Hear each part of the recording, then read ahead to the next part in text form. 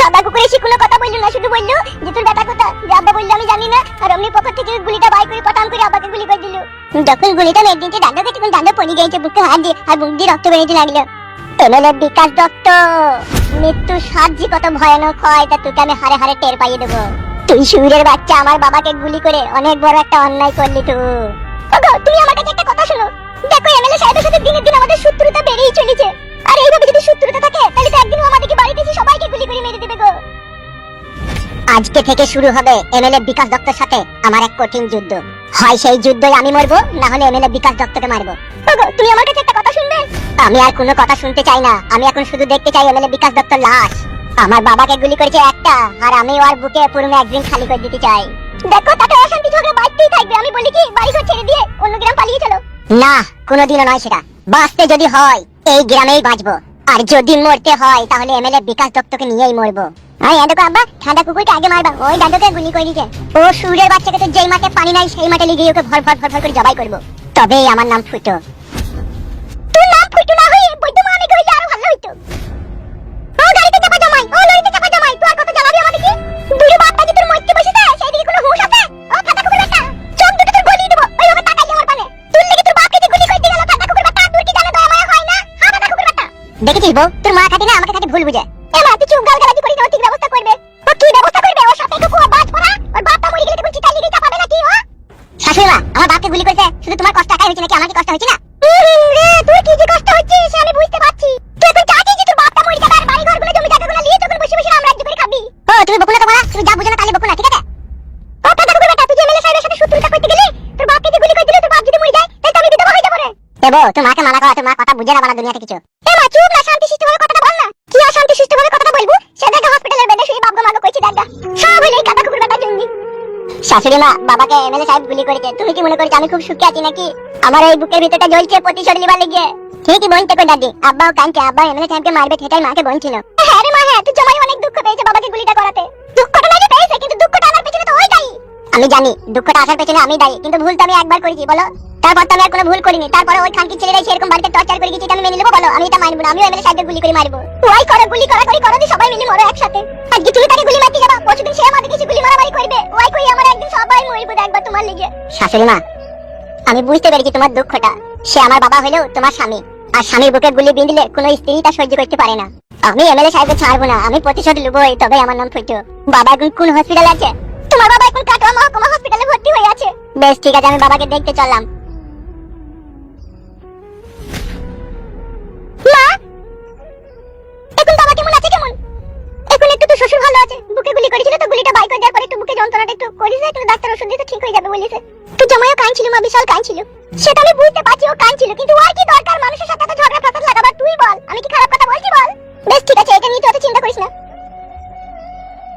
তুই এক কাজ কর, তুই শ্বশুরের লেগেছে একটু গরম ভাত আর একটু বাদাম বেটে দিছিলি, যা সে খাবে, বললি ভোগ লেগেছে তার। বেশ ঠিক আছে, ঠিক আছে চো।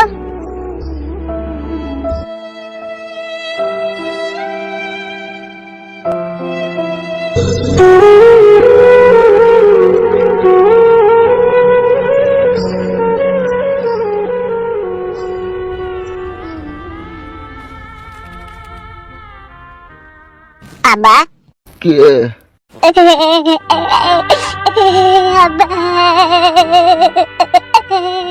আর কি হবে, যা হবে তো হয়েই গেছে। আব্বা গো, যা কিছু আজকে ঘটেছে সব আমার জন্য আব্বা। তোকে আমি বারবার একটা কথা বলি, লোকে ঝুট ঝামেলায় থাকিস না থাকিস না, তুই আমার কোনো কথা শুনিস? আমি বুঝতে পারিনি কো আব্বা, এরকম করে ও চুদির ভাইরা তোমাকে গুলি করে দিয়ে চলে যাবে। এখন তো বুঝতে পেরেছিস? বুঝতে পেরেছি আব্বা, কিন্তু আমি ওর সুরের বাচ্চা এমএলএ বিকাশ দত্তকে আমি ছাড়বো না, আর কলজির ঝালকে বাই করে আমি দুই পায়ে করে চটকাবো, তোমাকে বলে রাখলাম আমি। তুমি আমার আব্বা, তোমাকে গুলি করেছে, আমার বিশাল কষ্ট হচ্ছে। চুপ চুপ, কাঁদিস না, চুপ। আমি অন্যায় করেছি, দোষ করেছি, খানকির ছেলেরা তোদের হিম্মত থাকে তো আমাকে গুলি করবে, সুরের বাচ্চারা। চুপ চুপ, বকিস না, তুই একটু সাবধানে থাকবি। সাবধানে তো থাকবো আব্বা, আর তোমাকেও বলে রাখছি আব্বা, আমি এমএলএ বিকাশ দত্তকে ইচিং বিচিং মার দেবো, দেখে নেবা। সব যা হবার হয়ে গেছে, আর ঝুট ঝামেলা বাড়াইতে হবে না, সব তুই সাবধানে থাকবি। আমি সাবধানে থাকবো না আব্বা, আমি এমএলএ বিকাশ দত্তর কলজিকে বাই করে মিক্সচার মেশিনে ভরে জুস বানিয়ে খাবো, তবে আমার জানে শান্তি হবে। চুপ চুপ, কাঁদিস না, চুপ। তুমি কিছু খেয়েছো আব্বা? না না, আমি হসপিটালের খাবার খেতে পারি না, গন্ধ করে। তোর মাকে বলেছি তোর বইয়ের হাতে চাটি ভাত লিয়ে পাঠিয়ে দিবে। আব্বা গো বলি কলা আপেল এনে দেবো, আব্বা খাবা তুমি? না না, এখন ওইসব জিনিস খাওয়া যাবে না, ডাক্তার বারণ করেছে। বেশ ঠিক আছে আব্বা, তুমি তাহলে থাকো, আমি সন্ধ্যাবেলায় আবার একবার আসবো তোমাকে দেখতে। হ্যাঁ আব্বা। না না, সন্ধ্যেবেলায় আসতে হবে না, তুই সাবধানে থাকবি, আমি ঠিক ভালো থাকবো, তোকে বারবার আসতে হবে না, ওরা দেখতে পেলে অসুবিধা আছে। অসুবিধা তো এবার হবে শুরু আব্বা। ঝুট ঝামেলা করিস না, ঝুট ঝামেলা করিস না। ডাক্তার কি বললো আব্বা, কদিন পর তোমাকে ছাড়বে বললো? এই সেলাইটা শুকিয়ে গেলেই ছেড়ে দেবে। তোমার বিশাল কষ্ট হয়েছে বলো আব্বা, গুলিটা যখন তোমার বুকে ঢুকে গেছে। আমি বাপ, তুই আমার ছেলে, তুই জেনে আমি হাজার কষ্ট সহ্য করবো রে বাপ, কিন্তু তোর কিছু হইলে আমি সহ্য করতে পারবো না, বুঝলি বাপ? সেই জন্য বলছি ওসব ঝুট ঝামেলা করিস না, তুই নিজেকে সাবধানে রাখবি, বুঝলি তো? চারিদিকে আমাদের শত্রু এখন বেরিয়ে চলেছে। বেশ ঠিক আছে আব্বা, তুমি বেশি কথা বলো না, তাহলে আমার বুকে যন্ত্রণা করবে। আমি আসছি আব্বা, হ্যাঁ তুমি তাহলে থাকো। বেশ ঠিক আছে, যা।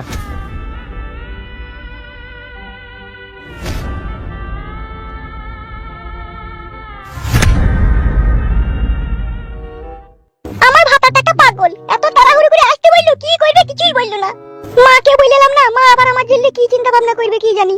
ফোনে বললেই তো পারতো, এত তাড়াহুড়ো করে ডাকলো কেন ও আমাকে? চলে এসো তুমি? হ্যাঁ চলে এসেছি। কি ব্যাপার, কি এত তাড়াহুড়ো করে আসতে বললে তুমি? তাড়াহুড়ো আবার কি? আমি তোমার স্বামী, তুমি আমার বউ, আমি দেখেছি তুমি এসেছো। কি এমন কাজ আমাকে নিয়ে যে তাড়াহুড়ো করে ডাকতে হলো? একটা বিশেষ গুরুত্বপূর্ণ কাজের জন্য তোমাকে এখানে ডাকা হয়েছে।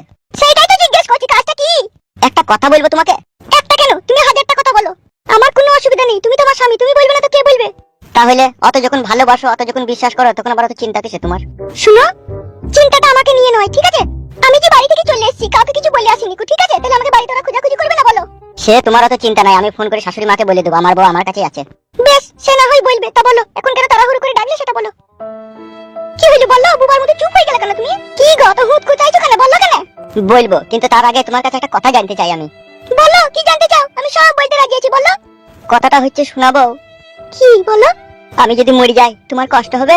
ও মাই, আমার গালে কালি গলায় দড়ি, কি সর্বনাশের কথা বলছি গো। কি কথা বলছো কেন তুমি? আমি আর বাঁচতেও পারি, নাও বাঁচতে পারি বউ। কেন, কিসের জন্য? কে তোমাকে মারবে? কার এত বড় হিম্মত, কার এত বড় ক্ষমতা? একমাত্র তুমিই পারো আমাদের দুজনকে বাঁচাইতে। কি হয়েছে বলো তো? আমি কিছু বুঝতে পারছি না তোমার কথা। এই বাড়িতে বেশিক্ষণ থাকা যাবে না, তুমি আমার সাথে এসো। কোথায়? আমার সাথে এসো, আমি সব বলছি।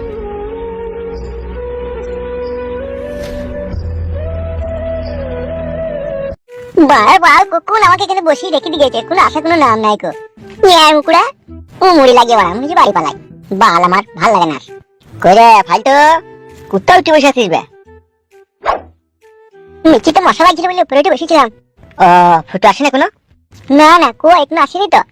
ও কি? না বলবো না। বল না, কি বল। তুমি এটা কে? এইটা? হ্যাঁ, ওটা আমার বেসন ফাটার যন্ত্র। বেসন ফাটা মানে কি? শালা বৈদ্যুর সাধারণ জ্ঞান বুদ্ধি নাই। না নাই কো, সবই আছে। সবই আছে তো বেসন ফাটা বুঝতে পারছি না কেন বে? বললো কি, তাহলে তো বুঝতে পারবা। বে, বেসন ফাটা মানে আমার বউ বে। বোকাচোদা, রাত 9টা 10টার পরে বউয়ের কাছে যখন শুই আমি, দুই ঠ্যাঙের মাঝখানে যখন ভরি যখন মারি ফটাম ফটাম করে রাজ ওঠে না, তাকে বলে বেসন ফাটাবে। মার বাল, আমি মনে হয় বেসন ফাটিনি নাকি, আমি জানি না নাকি বেসন ফাটা কিরকম রাজ হয়। ক্যাক ক্যাক করে রাজ হয়। ক্যাক ক্যাক করে তো খাট লড়বে, খাট লুজ থাকলে পারে। ওইটাই তো হয়। তুমি আবার বলছো পটাম পটাম করে রাজ হয়। ওই জন্য শালো তোর বউ পালিয়ে গেছে, বেসন খাইতে পারিসনি বলে। আবার তাকাচ্ছিস কি বে? ঠিকই তো বলছি। বেশ ভাই, তোমার কথাই ঠিক না। ওগো, তুমি আমাকে কিসের জন্য এখানে নিয়ে আনলে? তোমাদের আলতু ফালতু কথা শোনার জন্য নাকি? না না, আলতু ফালতু নয়, আমার বন্ধুটা আসুক তারপরে বলছি। কি ব্যাপার, কি রে ফুটো, মন মেজাজ খারাপ কেন? আমার বাবাকে এমএলএ বিকাশ দত্ত লোক সাদা কুকুর গুলি করেছে। তুই কি বলছিস কি ফুটো? ঠিকই বলছি ভাই, বাবা হসপিটালে ভর্তি হয়ে আছে, বুকে গুলি করেছে। দিয়ে তোর বাবা এখন কেমন আছে? বাবা এখন হসপিটালের বেডে শুয়ে আছে। শালা খানকি ছেলে শুয়ে আছে, এমএলএ বিশাল জালিম লোক, কোনো জানে ময়া দেয় না ও শালোর। এটা সহ্য করা যায় বল? সহ্য তো করা যায় না রে, মনে হচ্ছে এক্ষুনি গিয়ে খানকি ছেলেকে বেলেটে করে কেটে চিড়ি চিড়ি দিয়ে লবণ ভেজে আসি। লবণ ভরা মৃত্যু তো ওর সাজা কম হবে, আমি ভেবে নিয়েছি। ওর কলজি ফ্যাপসা তিল্লি গুড়দা মগজকে বাই করবো। যেভাবে খাসির মাংস রান্না করতে গেলে মশলাটাকে অনেকক্ষণ ধরে কষাই না, সেইভাবে কষাবো মশলাটাকে। তারপর আর কলজি তিল্লি ফ্যাপসা গুড়দা মগজ করে কড়াই দিই না, 1 ঘন্টা থেকে কষবো, কষার পরে না মদ ঢালবো, জল ঢালবো না। তারপর সেই রান্না করা কলজি তিল্লি ফ্যাপসা গুড়দা মগজকে না পাড়ার কুকুরকে শালপাতায় করে খাওয়াবো। ওই যে হারামি লোক, ওকে অমূল ধারা মারাই দরকার, বুঝলা ফুটু ভাই? এটা তোর বউ নাকি, লিয়েছি নাকি তোর বউকে? হ্যাঁ। বৌদি কেমন আছে, ভালো আছে তো বৌদি? হ্যাঁ ওই আছি। বল এবার কি বলবি বল। হ্যাঁ বলতে তো হবেই, না বলে আর কি উপায় আছে। বৌদি বলো। তোমাকে এখানে ডেকে নিয়ে আসার একটা বিশেষ কারণ আছে। কথাতে বলে একটা নারীর ভালোবাসায় পুরুষ মানুষের জীবনের কাহিনী নতুন করে শুরু হয়। তাই সেই জন্য তোমার স্বামী আমি এখানে তোমাকে ডেকেছি। কেন, কিসের জন্য? এই দুজনকে দেখছো? হ্যাঁ দেখছি। এবার আমাকে দেখো। কি দেখবো? দেখতে পেয়েছি তো তোমাদেরকে। তুমি যেটা দেখছো বৌদি, সেটা সম্পূর্ণ ভুল। কি ভুল? কিসের ভুল? তোমার চোখের সামনে আমরা তিনজনের জীবন্ত মনে হলেও আসলে আমরা মৃত। কি বলছো কিছুই বুঝতে পারছি না আমি, একটু বুঝিয়ে বলবে? তুমি নিশ্চয়ই শুনেছো কিছুদিন আগে আমাদের গ্রামে যে রেপ করে যে মেয়েটা মরে গেল, এমএলএ সাহেবের মেয়ে। হ্যাঁ শুনেছি, সেটা আমার স্বামী করেছে, ও বাড়িতে বলেছে। তাহলে শুরুটা যখন জানতেই পেরেছো তখন শেষটাও জানো। বলো। আমাদের এই তিনজনকে মার্ডার করার লেগে এমএলএ বিকাশ দত্ত সাহেব ফান পেতে বসে আছে, আর এমএলএ বিকাশ দত্ত সাহেবের সাথ দিচ্ছে থানার পুলিশ।